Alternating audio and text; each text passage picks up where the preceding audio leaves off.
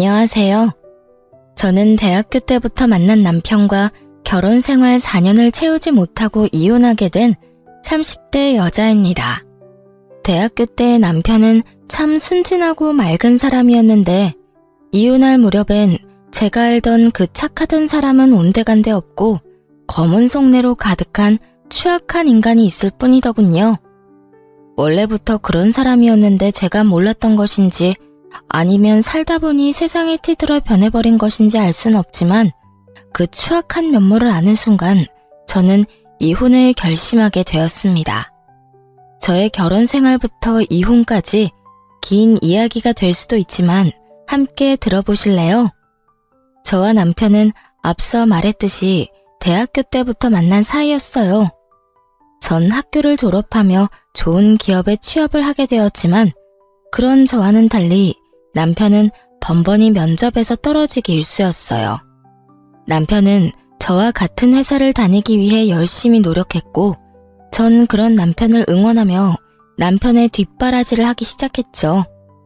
그렇게 물심양면으로 남편의 취업 뒷바라지를 한 지 2년 끝에 남편은 드디어 저희 회사에 입사를 하게 되었고 남편의 합격 발표가 나던 날 저에게 프로포즈를 해 결혼까지 하게 되었던 것이었어요.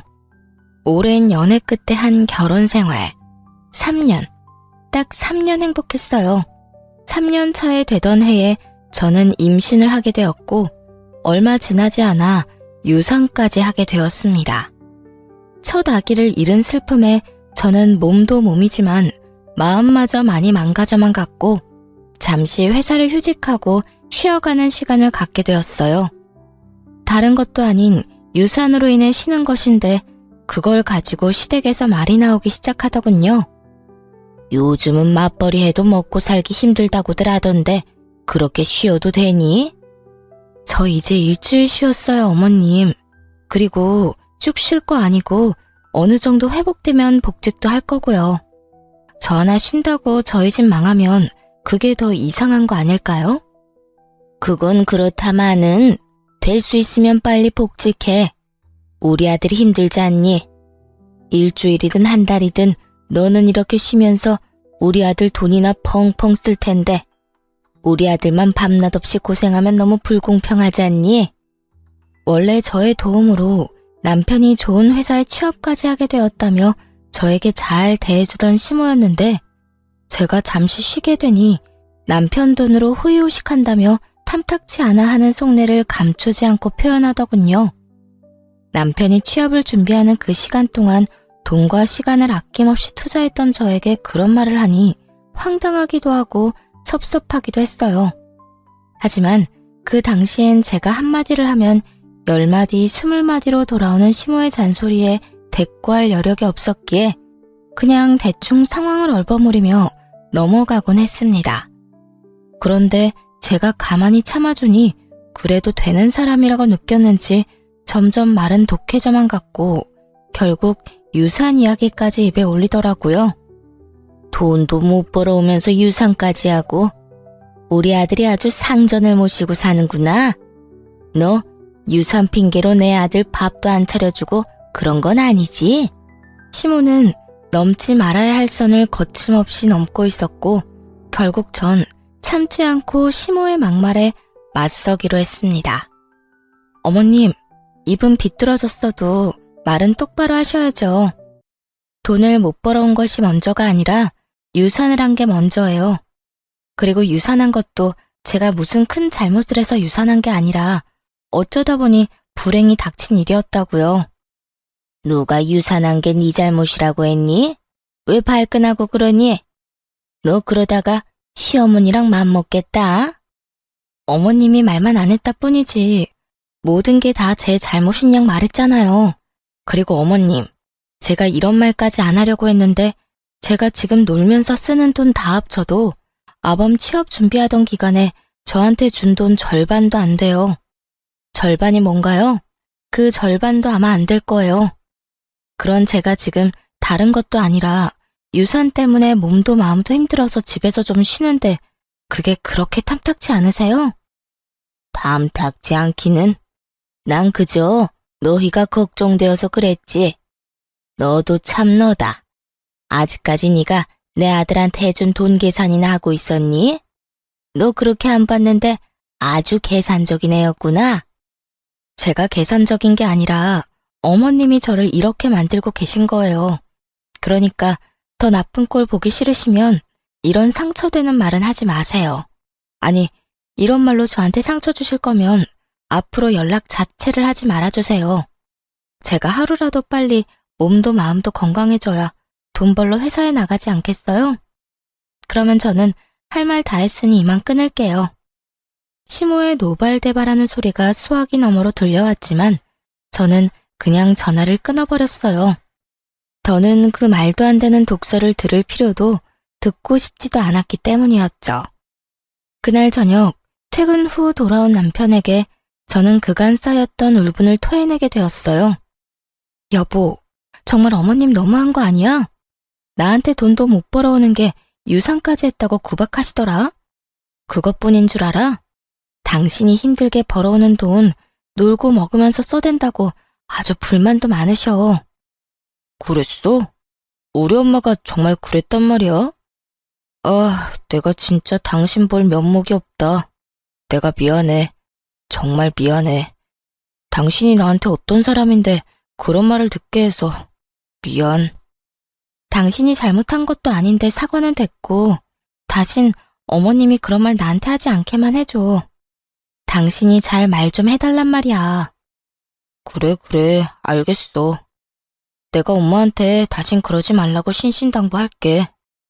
남편이 사과도 했고 시모가 다신 그러지 못하도록 잘 말하겠다기에 이를 키우지 않고 그냥 넘어가기로 했습니다. 그런데 시모가 정신을 차리지 못한 것인지 집으로 찾아오며 저를 괴롭히기 시작하더군요. 막상 찾아와서는 무언가 시킨다거나 말을 심하게 한다거나 피해가 되는 행동을 하진 않았지만 좋지 않았던 일도 있었던 터라 시모가 오는 자체가 불편한 건 사실이었어요. 하지만 그렇다고 해서 오는 사람을 아무 이유도 없이 못 오게 막을 수도 없는 노릇이었기에 적당히 시모와 시간을 보내고 돌려보내곤 했었죠. 그러던 어느 날 일이 터지고야 말았죠. 그날은 잠시 외출했다가 퇴근하는 남편을 만나 집으로 돌아온 날이었죠. 집에 들어서니 시모 혼자 집을 아주 엉망진창으로 만들어 놓고선 저희를 기다리고 있더라고요. 제 집처럼 밥도 잘 챙겨 먹었는지 설거지도 쌓여 있었고요. 주인 없는 안방에서 잠도 잤는지 이불도 헝클어져 있었죠. 처음 5초가량은 이게 도무지 무슨 상황인지 판단 자체가 서지 않더군요. 그것도 잠시 시모의 웃으면서 왔냐는 말에 정신이 차려지며 상황 파악이 되었고 곧바로 남편을 쳐다봤어요. 문을 열어줄 사람이 없는데 시모가 집에 떡하니 들어와 있다는 것은 분명 남편이 비밀번호를 알려줬을 거란 확신 때문이었죠. 하지만 제 눈빛을 읽은 남편은 손사래까지 치며 아니라고 억울함을 호소하기 시작하더군요. 나 진짜 아니야. 난 엄마한테 비밀번호 같은 거 안 알려줬어. 내가 미쳤다고 그런 걸 당신이랑 상의도 없이 알려줬을까봐. 남편은 절대 아니라며 손사래를 계속해서 치고 있었고 그럼에도 제가 남편을 계속 보고 있으니 시모가 나서 자초지종을 설명해 주더라고요. 괜히 우리 아들 잡을 필요 없다. 우리 아들 말처럼 나 비밀번호 누르고 들어온 거 아니다. 저번에 왔을 때 보니까 마스터키가 수납장 안에 있길래 내가 미리 챙겨놨어. 오늘도 그걸로 열고 들어왔어. 그러니까 내 아들 좀 그만 쳐다보려무나. 그러다 귀한 우리 아들 얼굴 뚫리겠어.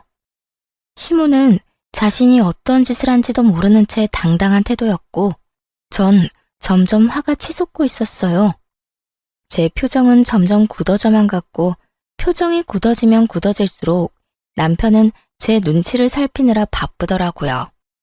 시모는 그런 남편의 모습에 화가 난다는 듯 저에게 삿대질까지 하며 애먼 저를 잡아대기 시작하더군요. 넌 도대체 평소에 우리 아들을 얼마나 쥐잡듯이 잡아댔으면 저렇게 네 눈치를 보는 거야? 너 혹시 내 아들 숨도 못 쉬게 잔소리 퍼부으면서 사는 거니? 그런 거야? 시모는 저에게 득달같이 따져묻기 시작했고, 전 그런 시모의 모습에 인내심이 바닥을 치는 소리가 들려오더군요. 어머님, 이 상황엔 평소 제가 잔소리를 하든 말든 그런 것과는 상관없이 제 눈치를 살펴야만 하는 상황이에요. 저희도 없는 집에 그것도 시어머니가 허락도 없이 마구잡이로 들어와서 집 꼴을 이렇게나 엉망진창으로 만들어놨는데 남편이 제 눈치를 살피지 제가 남편 눈치를 살펴야 할까요? 허락? 내가 지금 허락도 없이 너희 집에 들어와서 기분이 나쁘다. 이거니 지금? 네, 좋을 리는 없잖아요. 그러니까 가지고 가신 마스터키 당장 주시고 다신 이러지 마세요. 앞으로 오시려거든 연락하고 오라고요. 저는 시모가 허락도 없이 가지고 간 마스터키를 돌려달라고 했고 시모는 절대 싫다고 하며 들고 있던 마스터키를 가방에 쑥 넣어버리더군요. 내가 왜? 난 절대 못 준다. 여긴 우리 아들 집이야. 우리 아들 집에 내가 오겠다는데 네가 무슨 권리로 나를 오지 못하게 하는 거야? 시모의 입에서 권리라는 단어가 나오는데 정말 기가 막히더라고요. 저와 남편이 마련한 집에 도대체 어떠한 이유로 시모가 권리를 주장할 수 있는 것인지 여러분은 이해가 되시나요? 텔레비전에서나 보던 개념 집 나간 시모를 실시간으로 눈앞에서 보고 있는데 정말 황당함 그 자체였어요. 지금 저한테 권리를 따지고 드는 거예요? 이 집, 저랑 남편이랑 정확히 반반 내고 마련한 집이에요. 그러니까 권리가 있다면 어머님보다 제가 더 있지 않겠어요? 전 어머님이 이런 식으로 허락도 없이 들락날락 하는 거 너무 싫습니다. 그러니 키 당장 주세요. 싫다고 분명 말했다. 그러면 이렇게 하면 되겠네. 네 말대로 절반은 네 집, 절반은 내 아들 집이니 앞으로는 들어와서 절반만 사용하면 되지 않겠어? 그러면 됐지? 지금 그걸 말이라고 하세요? 집이 무슨 사과도 아니고 반쪽 딱 가른다고 그게 딱 갈라지나요? 우길 걸 우기세요, 제발. 아무리 어머님이라고 해도 아무도 없는 집에 이렇게 마음대로 들어오는 거 너무 무례한 행동이라고요. 무례? 너 가족끼리 말이 너무 심한 거 아니니? 다른 사람도 아니고 네 남편 엄마야 내가. 그런 내가 내 아들 집에도 마음대로 못 오면 어딜 마음대로 가라는 말이야? 어딜 마음대로 가기는요. 어머님 집 있잖아요. 거기나 마음대로 다니시고 저희 집엔 이런 식으로 마음대로 오지 마세요.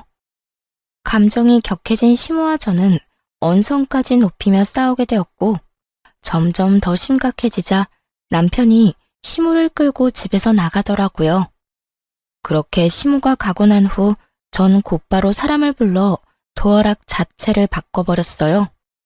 그렇게 해도 화가 가라앉지 않아 씩씩거리고 있는데 시모를 시댁에 데려다주고 돌아온 남편이 바뀐 도어락을 보며 쭈뼛쭈뼛 입을 떼기 시작하더라고요. 꼭 이렇게까지 해야 해? 너무 과하지 않나 싶은데. 전 기가 막혀 콧방귀를 끼며 하나도 치우지 않아 여전히 엉망인 집을 가리키며 쏘아붙여 주었죠. 과한 건 내가 아니라 어머님이야. 입장 바꿔서 생각해봐. 어머님이 아니라 우리 엄마가 집 키를 허락도 없이 가지고 가서 시도 때도 없이 들락날락거리면 당신 같으면 어떤 기분일 것 같은데? 이래도 내가 과한 처사라고 생각해? 남편은 깊이 생각해 볼 것도 없이 그건 싫었는지 미간을 찌푸리며 아무런 말도 하지 않고 있었고 전 그런 남편에게 더 단호하게 한마디 해주었어요. 어머님 말리지 못할 것 같으면 아무런 말도 하지 마. 나 지금 당신이 생각하는 것보다 훨씬 더 많이 화났으니까. 전 다른 건 몰라도 아무도 없는 집에 시모처럼 당연하다는 듯 오가는 행동은 이해할 수도 이해할 생각도 없었으므로 더욱 단호하게 대처하기로 한 것이었어요.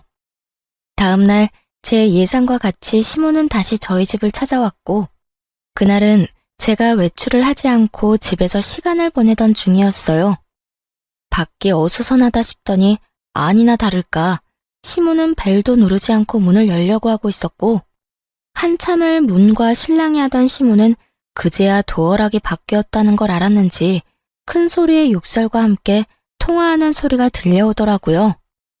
여기요. 문 좀 열려고 하는데 언제쯤 올 수 있어요? 오면 바로 열 수는 있나요? 문을 뜯어내든 부수든 아무런 상관없으니까 빨리 와서 이 문 좀 열어주세요. 시모는 열쇠집에 전화를 해 문을 뜯어달라고 요구하고 있었고 기가 막혔던 전 바로 현관문을 열어버렸어요. 저와 시모는 눈이 마주쳤고 시모는 전화를 그냥 끊더니 태연하게 이렇게 말하더라고요. 아무래도 네가 안 열어줄 것 같아서 아예 문을 뜯어내고 들어가려고 했더니 왜 열었니? 문 뜯길 때까지 기다리지. 하여튼 요즘 것들 버릇없다고 하더니 시험이 못 오게 도어락을 바꿔? 어디서 배운 건방진 짓거리야? 내가 말했지. 내 아들 집에 내가 마음대로 오는 건 당연한 거라고. 도대체 몇 번을 말해야 알아들으시겠어요? 이 집엔 어머님이 마음대로 오갈 수 있는 그 어떠한 권리도 없다니까요. 이 집의 주인은 남편과 저예요. 아무리 어머님이 제 남편의 친엄마라고 한들 저희의 보금자리까지 마음대로 할 권리는 없다고요. 내가 된다고 하면 되는 거고 내가 하겠다고 하면 너는 그저 입 다물고 내 뜻에 따르면 되는 거야. 어디 며느리가 시어미한테 눈 똑바로 뜨고 큰 소리야. 하여튼 도어락 원래대로 해놓지 않으면 다음번에 이 문짝을 다 뜯어내버릴 테니 그런 줄이나 알아. 시모는 적반하장으로 저에게 화를 내고 있었고 전 그런 시모를 인간적으로 대해주면 안 되겠다는 생각이 들었어요. 그랬어요? 그러면 문 닫고 들어갈 테니 어디 뜯으려면 뜯어보세요. 단 우리 집 문에 손이라도 대는 소리가 들렸다간 당장 경찰서에 신고할 겁니다. 보이시죠? 저 농담 아니에요. 저는 이렇게 말하며 휴대전화에 눌린 112 화면을 보여주었고 시모는 씩씩거리며 온갖 욕을 하기 시작했어요. 너 진짜 이런 식으로 나올 거야? 후회 안 할 자신이 있니? 제가 후회를 왜 해요? 이때껏 어머님이 하는 대로 그냥 두고 본 게 후회가 된다면 될지언정 오늘 이런 행동에 대한 후회는 전혀 없는걸요? 그래? 그래, 어디 두고 보자. 내가 내 아들한테 다 말해버릴 거야. 그때 가서도 네가 이렇게 당당한지 두고 보자고. 시모는 끝까지 무섭지도 않은 으름장을 놓으며 집으로 돌아가더군요. 그날 저녁 퇴근을 한 남편에게 하소연을 하게 되었고 남편의 반응이 제 생각과는 달라도 너무 달라졌더라고요. 여보, 오늘 어머님 또 오셨었는데 어떻게 하신 줄 알아? 글쎄 열쇠집에 전화해서 문을 뜯어달라고 하시더라니까. 이러다 진짜 문 뜯고 들어오실 기세야. 그러게. 내가 도어락까지 바꾸는 건 너무 과하다고 했잖아. 엄마도 잘한 거 없지만 당신도 마찬가지야. 그래도 우리 엄마인데 경찰까지 들먹이면서 쫓아냈어야 했어. 내가 오죽했으면 그렇게까지 했겠어? 어머님은 가만히 있는데 내가 그렇게까지 했겠냐고. 문을 뜯으려고 했다니까. 우리 엄마도 많이 섭섭했나 보지. 그 순간에 화가 나기도 했을 테고. 이번엔 당신이 잘못했어. 화 좀 가라앉고 나면 엄마한테 사과해. 평소의 남편이었다면 이런 상황에서 시모에게 모질게 한 섭섭함 내비치긴 했을 거예요. 조금이라도 제 편을 들어주었을 텐데 이날은 오로지 시모의 편을 들며 오히려 저를 나무라기 시작하더라고요. 심지어 사과까지 요구했고요. 사과까지 하라고? 내가 뭘 잘못했는데. 애초에 어제 그렇게까지 싫다고 했는데 또 연락도 없이 찾아와서 마음대로 문을 열려고 한 사람은 어머님이야. 거기에다 마음대로 되지 않으니까 사람까지 불러서 문까지 뜯어내려고 했고. 여기서 내가 잘못한 게 뭔데? 112 좀 누른 거? 그렇게 안 했으면 어머님이 고분고분하게 집에 갔을 것 같아? 아무리 그래도 그건 아니지. 당신 이럴 때 보면 많이 매정한 거 알아? 엄마도 당신이랑 그렇게 다투고 나서 좋은 마음으로 화해하려고 찾아온 거일 수도 있잖아. 사과하러 온 사람이 돌려달라는 마스터키로 문을 열고 들어오려고 해? 그게 말이나 된다고 생각해? 앞뒤가 맞는 상황이라고 생각하냐고. 그저 어머님은 어제 내가 그렇게 했으니 오늘 나한테 복수하려고 찾아오신 거야. 당신은 당신 엄마를 그렇게 몰라? 설사 엄마가 그런 목적으로 왔다고 한들 당신이 좀 져줬어도 되잖아. 꼭 그렇게까지 해야지 직성이 풀려. 어쨌든 이번엔 나도 당신이 이해가 안 된다. 정말 실망이야. 남편은 더는 제 말을 들어보려는 의지조차 없어 보였어요. 그렇게 저희 사이는 멀어지기 시작했어요. 점점 더 멀어지는 남편을 보며 아무리 생각해봐도 남편의 갑자기 변해버린 행동이 이해가 되지 않았어요. 객관적으로 생각해도 아무도 없는 아들 집에 마음대로 문 따고 오가려고 하는 시모가 잘못한 것이 분명한데 남편의 일방적으로 치우친 행동이 이해가 되지 않았죠. 남편과 결혼 이후 처음으로 크게 싸운 것이 되었고 전 남편이 이해되지 않는 것을 넘어 의심스러워지기 시작했어요. 거기에다 시모가 잠잠한 것도 이상했죠. 시모의 성격상 그런 일이 있었다고 한들 저희 집으로 찾아와도 몇 번을 찾아와 난리를 부렸어야 하는 사람인데 찾아오기는커녕 연락조차 오지 않더라고요. 남편은 저와 사이가 좋지 않다는 걸 핑계로 집으로 돌아오는 시간이 늦어지고 있었고 남편을 오래 봐왔던 시간만큼 누구보다 남편을 잘 알던 저는 우리 관계를 위해서도 뒷조사가 필요하다고 생각했어요. 무엇보다 이상한 건 저를 대하는 남편의 태도였죠. 여보, 요즘 너무 늦는 거 아니야? 야근을 강요하는 회사도 아닌데 이렇게 늦게까지 뭐 하다 오는 거야? 알아서 뭐하게? 어? 나는 걱정되어서 그렇지. 요즘 우리 사이 안 좋은 것 때문에 일부러 이렇게 늦게 들어오나 싶어서. 잘 알고 있으면서 묻기는 왜 물어? 당신 말대로 당신이랑 나랑 요즘 사이도 안 좋은데 집에 일찍 들어와봤자 기분밖에 더 상해? 그래서 밖에서 친구들도 만나고 만날 사람 없으면 혼자 걷다가 오는 거니까 신경 쓰지 마.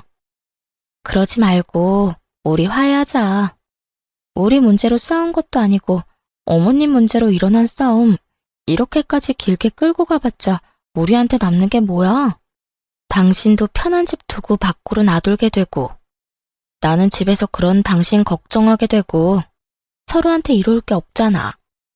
당신한텐 이 문제가 그렇게 간단할지 몰라도 나는 이번 일을 계기로 당신한테 정다 떨어졌어. 한동안은 당신이랑 멀리하고 싶다고. 그러니까 그런 줄 알고 나한테 신경 쓰지 마. 이렇듯 남편은 저와의 관계 개선에 대해 전혀 의지가 없어 보이더라고요. 결국 전 흥신소의 남편을 의뢰하게 되었고 흥신소의 연락을 기다리고 있었죠. 그렇게 애가 다 타도록 연락을 기다리는 와중 평소 가까이 지내던 부장님에게 연락이 왔더라고요.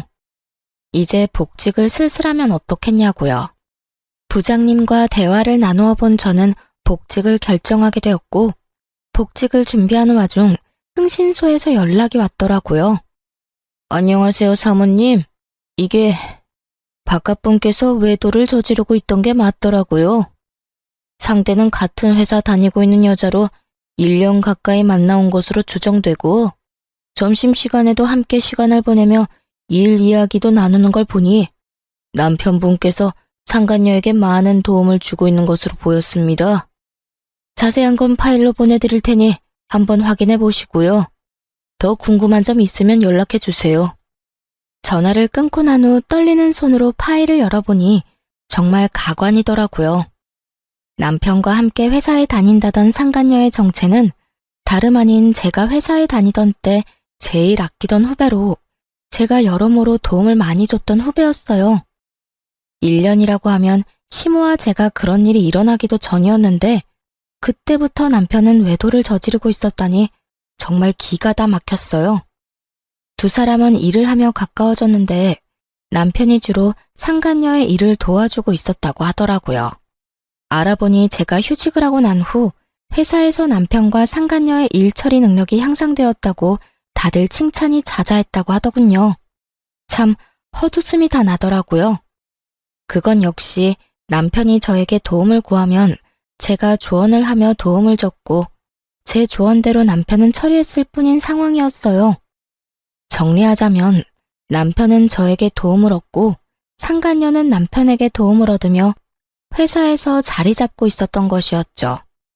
제 뒷바라지를 받으며 제 덕에 취업을 한 남편놈이 이젠 내 덕에 외도까지 저지르고 있었다는 사실을 알고 나니 두 연놈을 가만두면 안 되겠더라고요. 그렇게 복수를 계획하며 이혼을 준비하는 사이 복직 날짜가 다가왔고 전 서류들을 준비해 남편도 모르게 회사로 출근을 했어요. 출근을 하니 회의실에서 남편이 발표를 하고 있더군요. 1년을 이끌어갈 신규 사업 기획에 대해 발표하고 있었는데 전 그 회의실로 지체하지 않고 들어가 그 회의를 멈춰버렸죠. 잠시 멈추시죠?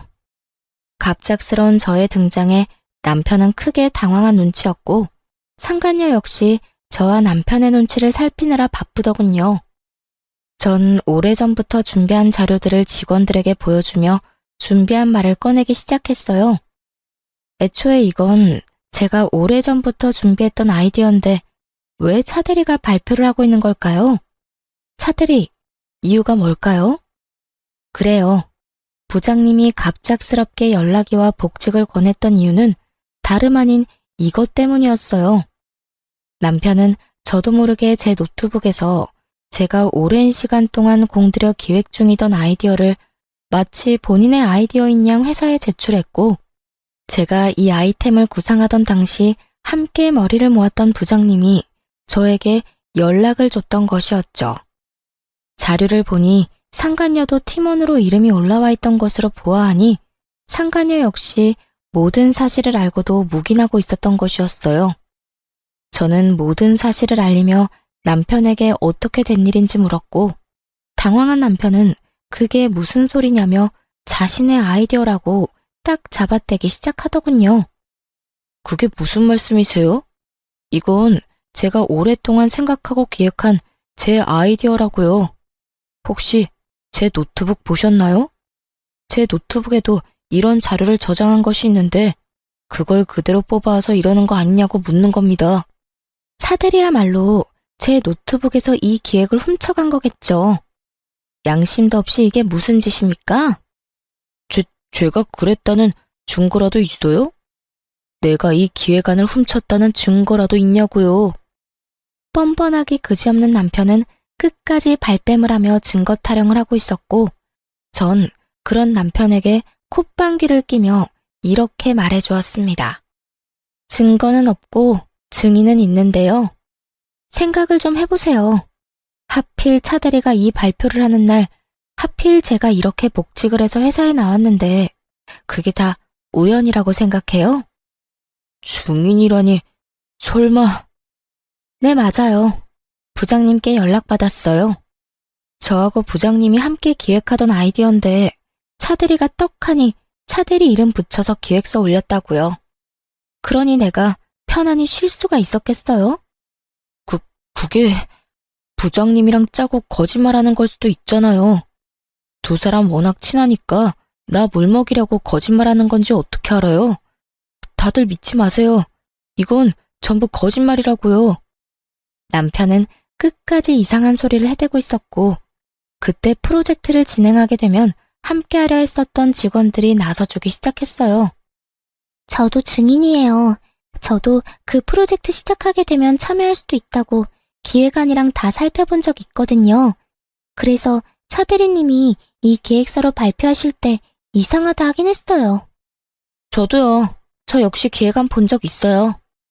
여러 사람이 제 말에 힘을 실어주고 있었고 남편은 더는 우길 수가 없다 싶었는지 붉어진 얼굴을 하고선 저를 회의실 밖으로 끌고 나와버리더군요. 당신, 내가 잘 되는 게 그렇게나 꼴보기 싫었어? 아무리 그래도 그렇지 이건 너무하잖아. 당신이 이딴 식으로 나오면 내가 앞으로 회사 생활을 어떻게 해? 좋은 게 좋은 거라고 당신 노트북에서 묵혀 없어질 바엔 나라도 이렇게 꺼내주면 오히려 고마워해야 하는 거 아니냐고. 남편은 말도 안 되는 개소리를 참 뻔뻔하게도 내뱉더군요. 그리고 이 일이 잘 됐으면 내 진급은 따놓은 당상일 텐데 그렇게 됐으면 나만 좋아? 당신도 좋았을 거 아니야. 부부는 일심동체라고. 내가 좋아지면 당신도 당연히 좋아질 텐데 당신 때문에 다 망쳤잖아. 그나마 남아있던 미운 정마저 다 떨어져 나가는 느낌이 다 들더라고요. 야, 너 지금 이상한 생각을 하고 있는가 본데 그게 네 머리에서 나온 거 아니고 내가 몇 달을 고심해서 구상해낸 내 아이디어야. 그런 걸 훔쳐가서 네 거인 거 마냥 발표까지 하다 들킨 주제 뭐? 나 때문에 다 망쳐? 정신 좀 차려. 아무리 부부 사이더라도 남의 아이디어 훔쳐가는 건 하면 안 되는 행동이야. 넌 초등학교 졸업도 못했니? 이런 건 초등학생 때 다 배우지 않아? 뭐야? 너 말 다 했어? 넌 그게 남편한테 할 말이야? 남편은 개뿔. 잘 들어. 내가 100번 1000번 양보해서 이해한다고 한들 그건 네 말처럼 네가 내 남편이고 우리가 부부 사이일 때나 이해 가능한 거야. 우리는 앞으로 부부 사이가 아닐 테니까 난 절대 이 일 그냥 넘기지 않을 테고 말이야. 뭐? 지금 나랑 이런 일로 이혼이라도 하겠다는 거야? 이혼이 그렇게 마음처럼 쉬운 줄 알아? 그리고 나야 남자니까 이혼해도 상관없다고 쳐도 당신이 이혼녀 딱지 괜찮겠어? 앞으로 잘 살아나갈 자신 있냐고. 남편은 주제에 저를 깔보며 이깟일로 무슨 이혼까지 하냐며 콧방귀를 뀌고 있었고 전 그런 남편을 향해 가방 속에 넣어뒀던 외도 증거들을 뿌려주었어요.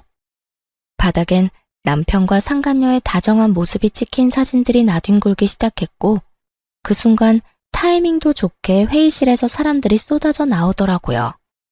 바닥에 떨어진 외도 증거 사진들을 본 사람들은 저마다 놀람의 탄성을 자아내기 시작했고 상간녀는 자신의 얼굴이 찍힌 사진들을 급하게 주우며 고함을 질러대더군요. 보지 마세요. 보지 말라고요. 선배, 이게 뭐예요? 정말 너무한 거 아니에요? 이런 걸 이렇게 공개적으로 뿌리면 어떻게 하자는 거예요? 왜? 부끄러운 건 아니? 불륜이나 저지른 주제에 부끄러운 건 아냐고. 저 역시 상간녀를 향해 고함을 질러버렸고 상간녀는 사진을 줍다 말고 자리에 주저앉아 더 큰 소리로 고함을 고래고래 질러대더라고요. 우리 사이에 꼭 이렇게까지 해야 했어요? 꼭 이렇게까지 끝장을 봐야 했냐고요. 굳이 이렇게 하지 않아도 되는 일이잖아요. 우리 사이? 그래, 우리 사이 좋았지.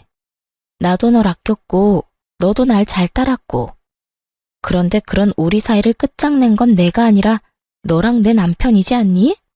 우리가 부부 사이라는 걸 회사 내에 모르는 사람이 없는데 네가 몰랐을 리도 없을 거고 몰랐다고 한들 유부남이랑 노란한 주제에 무슨 낯짝으로 큰 소리야? 양심이 없는 거야? 아니면 그 얼굴 철판이 두꺼운 거야? 아무리 내가 잘못했다고 해도 일은 할 수 있게 해줘야죠. 회사에서 이런 식으로 다 밝혀버리면 앞으로 회사 생활은 어떻게 하라고요? 아직도 정신 못 차리고 그딴 소리나 하는 거 보니 양심도 없고 얼굴도 두꺼운데 멍청하기까지 한가 보네. 딱 보면 모르겠어. 난 죽었으면 죽었지. 너 같은 인간 말종이랑 한 회사에 다닐 생각 없어서 이렇게까지 하는 거야. 그러니까 어차피 쫓겨날 회사 얼른 가서 짐이나 싸고 짐 싸서 가는 김에 네가 사랑하는 내 남편도 잘 챙겨서 가. 앞으로는 당당하게 같이 살아. 내가 당장 이혼해 줄 테니 더럽게 뒤로 그딴 짓이나 하지 말고 당당하게 이 머저리 같은 남자 잘 데리고 살아보라고. 상간녀는 제 말에 씩씩거리며 저를 노려보고 있었고 남편 놈은 이러지도 저러지도 못한 채 가만히 있더라고요. 그 모습을 보는데 저렇게 한심한 놈이랑 이때껏 살았다는 생각에 저 자신이 참 한심스럽게 느껴지더군요.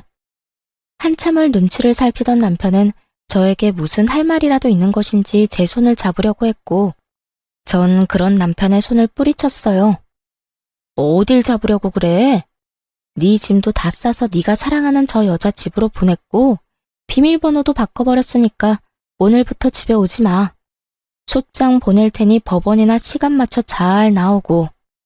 할 말을 다한 저는 그대로 자리를 벗어났고, 그날 오후 회사에선 두 사람에게 바로 권고사직 처분을 내려버렸습니다. 처분이 나오자마자 남편과 상간녀는 이딴 회사에 본인들 역시 미련이 없다는 막말을 하며 짐을 싸들고 나가버리더군요. 이딴 회사, 나도 미련 없다 이거야. 자기야, 가자. 당장 우리 집으로 가서 맛있는 밥이나 차려 먹자고. 그래 자기야. 회사도 그만두게 되고 이 지긋지긋한 이혼도 하게 되고 아주 일석이조네. 이딴 회사 그만두면 내가 큰일이라도 날까봐. 이거 왜 이래? 다른 곳에 이력서만 넣으면 너도 나도 오라고 난리라고. 두 사람은 저에게 들으라는 듯이 자기라고 서로를 칭하며 나가버렸고, 전 그저 시간이 빨리 가 이혼만 끝나길 바라고 또 바랐습니다. 그렇게 저는 좀 더 쾌적한 회사 생활을 하며 이혼을 진행하게 되었고, 재산 분할부터 해서 두 사람에게 위자료까지 받고 성공적으로 이혼할 수 있었습니다. 이혼을 하고 난 후 얼마 지나지 않아 두 사람이 바로 재혼을 했다는 소식을 듣게 되었는데, 그 행복도 오래가지 못한 것 같더라고요. 재혼 소식을 들은 지 3개월도 채 되지 않아 뻔뻔하게 상간녀에게 연락이 왔으니까요. 무슨 일이야? 나한테 더 남은 할 말이 없는 걸로 아는데.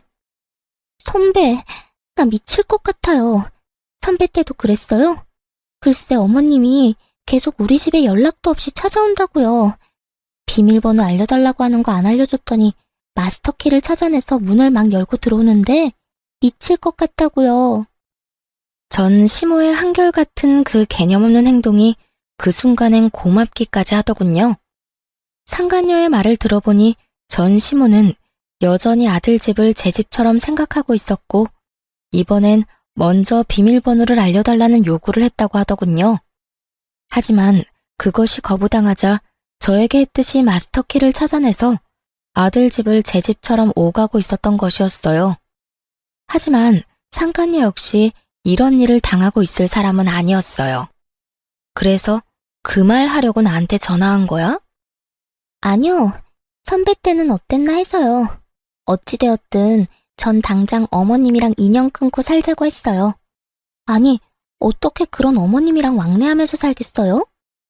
내 아들 집이니 내 마음대로 오가겠다는 말이 요즘 세상에 가당키나 한 말이냐고요. 제가 당장 영 끊지 않으면 이혼이라고 하니까 2번 이혼은 싫은지 인연 끊겠다고 하더라고요. 전 남편은 2번의 이혼은 싫었는지 그렇게나 죽고 못 살던 전 시모와의 인연을 끊겠다고 했고, 상간녀는 자랑과 하소연을 오가며 그간의 모든 이야기를 다 풀어놓을 기세로 말하기 시작했어요. 그래서 할 말이 뭔데? 왜 전화까지 해서 묻지도 않은 네 사생활 이야기를 늘어놓는 거야? 그게 막상 이렇게 되고 나니까 하소연할 데가 없더라고요. 생각나는 사람은 선배밖에 없고, 회사에서도 선배였지만 이 집안 생활에서도 선배잖아요. 그래서 이것저것 궁금한 게 많더라고요. 말이 나왔으니까 물어보는 건데, 저 인간 저희 다니던 회사의 취업은 어떻게 한 거예요? 아직까지 취업도 못하고 집구석에서 놀고 있어요. 저는 임신까지 덜컥 해버려서 취업도 안 되고요. 정말 이러다가 미쳐버릴 것 같아요. 무슨 남자가 능력이 없어도 저렇게까지 없을 수가 있는지. 요즘 새삼 저딴 놈 데리고 산 선배가 대단하다는 생각이 다 든다니까요. 상간녀는 여전히 제가 본인을 아끼는 선배라 생각하고 있는 것인지 할 말 못할 말 구별도 하지 못하고 그저 입에서 나오는 대로 하소연을 하고 있더군요. 야, 내가 가만히 들어주니까 계속해도 되는 줄 아나 본데 적당히 좀 해. 나 네가 데리고 사는 남자 전부인이야. 네 인생 네가 꼬아놓고선 누구한테 전화해서 하소연질이야? 네 인생은 네가 알아서 행복하게 잘 살아보도록 하고 다신 이딴 전화도 하지 마. 알겠어? 전 그대로 전화를 끊어버렸고 한동안은 그 인간들을 잊고 살았어요. 그런데 이 지긋지긋한 소식의 피날레를 장식해줄 연락이 전 남편에게서 오더라고요. 저기, 잘 지냈어? 혹시 내 와이프한테 최근에 연락 온 적 있었어? 전 남편은 망설이는가 싶더니 본론을 꺼냈고 전 그런 전 남편에게 비웃음을 지어주며 대답해줬어요. 네 부인을 왜 나한테 찾아? 설마 홀몸도 아닌데 집이라도 나간 거야? 그게... 집사람 유산했어. 대강 아는 것 같으니까 편하게 이야기할게. 나 집사람 때문에 엄마랑 인연까지 끊었는데 그것 때문에 엄마가 화가 많이 났었나 봐. 당신도 알잖아. 우리 엄마가 나에 대한 사랑이 유별난 거. 그런데 그런 아들이랑 며느리 때문에 영까지 끊게 생겼으니 화가 나지 않았겠어? 그래서 하고 싶은 말이 뭔데? 할 말 있으면 빨리 해. 우리가 전화 길게 할 사이는 아니잖아. 그래서 우리 엄마가 화가 많이 났는지 우리 집에는 못 들어오니까 우리 집 근처에서 기다리고 있다가 집사람을 좀 괴롭힌 모양이야. 처음엔 말로 하다가 점점 감정이 과격해지면서 손까지 올린 모양이더라고. 그것 때문에 임신 초기였던 집사람은 유산까지 해버렸고 말이야. 그래서 태어나는 날 데리러 갔더니 도망을 쳐버렸는지 어디에도 없고 연락도 안 돼. 알만한 상황이었어요. 전 시모의 성격에 연을 끊게 만든 상간녀를 가만둘 리 없었고 그렇지 않아도 아끼고 아끼던 아들이 재혼남이 된 것도 모자라 백수까지 되어서 그렇지 않아도 기회를 엿보고 있었던 터겠죠. 이런저런 감정이 다 섞인 전 시모는 상간녀를 호되게 몰아붙였고 그렇게 유산까지 하게 된 상간녀는 그대로 살고자 도망을 쳐버린 것이었어요. 그래서 나한테 연락을 한 거야? 혹시나 네 부인이 나한테 찾아라도 왔을까봐? 다 연락해봤는데 다들 모른다고 하길래. 달린 머리로 생각이란 걸 좀 해. 장식용으로 그저 달고만 다니기엔 너무 무겁지 않아? 생각을 해서 활용을 좀 하라고. 너 같으면 네 엄마랑 너 피해서 도망가는데 전 부인한테 연락을 했겠어? 내가 무슨 짓을 할 줄 알고? 아니, 난 혹시나 해서 연락해 본 거야. 당신 잘 지내나 싶기도 하고 겸사겸사 안부나 물을 겸해서 말이야. 내 안부 물을 시간에 너나 똑바로 살아. 그 난리를 피우고 재혼까지 해놓고 아직도 그러고 살아? 네가 마누라를 지킬 수나 있니? 네 애를 지킬 수나 있니? 제발 정신 좀 차리고 살아. 무슨 말을 그렇게까지 하냐? 나라고 뭐 속이 편한 줄 알아? 그런 일이 일어난 걸 나보고 어떻게 하란 말이야. 그리고 집사람이 그렇게 쉽게 유산될 줄 남들 알았겠어? 다 됐고. 네 가족은 네가 알아서 찾고 나한테 다시는 연락도 하지 마. 이렇게 저는 전화를 끊어버리려고 하는데 시모의 다급한 목소리가 들려오더군요. 잠깐만. 여보세요. 끊었니? 여보세요. 말하세요. 아직 안 끊었네. 대답을 좀 빨리 하면 얼마나 좋니? 난 또 끊은 줄 알았지 않니? 할 말 있으면 빨리 하라고요. 성질 급하기는. 너도 이야기 다 들었다시피 우리 아들이 다시 혼자가 되게 생겼어. 그래서 하는 말인데 네가 다시 돌아오면 안 되겠니? 네? 그러니까 저한테 지금 재결합이라도 하란 말인가요? 그래. 지금 집 나간 물건은 몸도 너무 약하고 무엇보다 되바라져서 다시 돌아온다고 해도 안 받아줄 예정이다. 내가 곰곰이 생각해봤는데 우리 아들한텐 네가 딱 맞아. 네가 취업 못하는 우리 아들 2년 만에 취업도 시키지 않았니? 그러니까 이번에도 우리 아들이랑 같이 살면서 다시 한번 사람 구실하고 살게 만들면 되지 않겠니? 정말 감탄이 다 나오더라고요. 어떻게 사람이 뻔뻔해도 이렇게까지 뻔뻔할 수가 있는지 놀랍기까지 했으니까요. 하긴 조강지처였던 저는 3년 만에 그리고 재혼한 상간녀는 3개월 만에 내쫓았는데 이 정도 뻔뻔해야 가능한 일이었지 않나 싶기도 하더군요. 대답을 목이 빠지라 기다리는 듯 했고, 전 그런 전시모에게 크게 한 방 먹여주기로 했어요. 아줌마, 잘 들으세요. 아줌마 같은 인간이랑 가족으로 다시 엮일 바엔 평생 혼자 살 거네요. 뻑하면 아들 집이 내 집이다 하고 찾아오질 않나. 못 들어오게 하면 문을 뜯어낼 거라고 하질 않나. 그것뿐이에요. 아들하고 며느리 사이의 이간질은 물론이고 이번엔 뱃속의 손주까지 그 손으로 잃게 했다면서요. 그런 아줌마 며느리를 다시 하라고요? 내가 어떻게 이혼했는데 그 짓을 다시 하러 제 발로 가겠어요? 정신 차리세요. 정신 차리는 김에 아들 재혼도 못하게 하고요. 또 누구 인생 망치려고 아들 재혼을 시켜요? 그냥 그 능력도 없는 놈 끼고 평생 사세요. 시모는 입에 담지도 못할 욕을 하기 시작했고 마지막으로 으름장을 놓고 전화를 끊어버렸어요. 아줌마나 아줌마 아들이나 다신 나한테 전화하면 이번에야말로 경찰에 신고할 테니 그런 줄 알고 끊어요. 그렇게 전화를 끊어버린 후 저는 바로 번호를 바꿔버렸어요.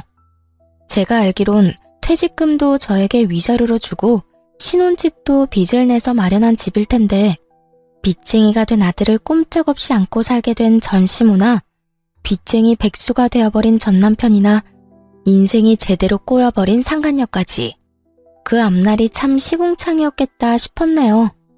그 후 전 회사에 다니며 잘 지내고 있어요.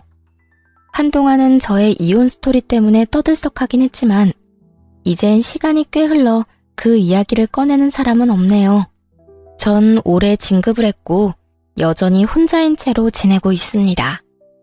혼자인 자유를 만끽하고 있다고나 할까요?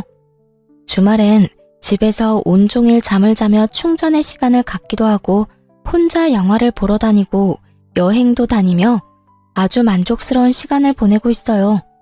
가끔 외로워질 때도 있지만 가끔 느껴지는 그 외로움마저 행복하게 느껴지는 걸 보면 이혼 참 잘했다고 생각하기도 해요.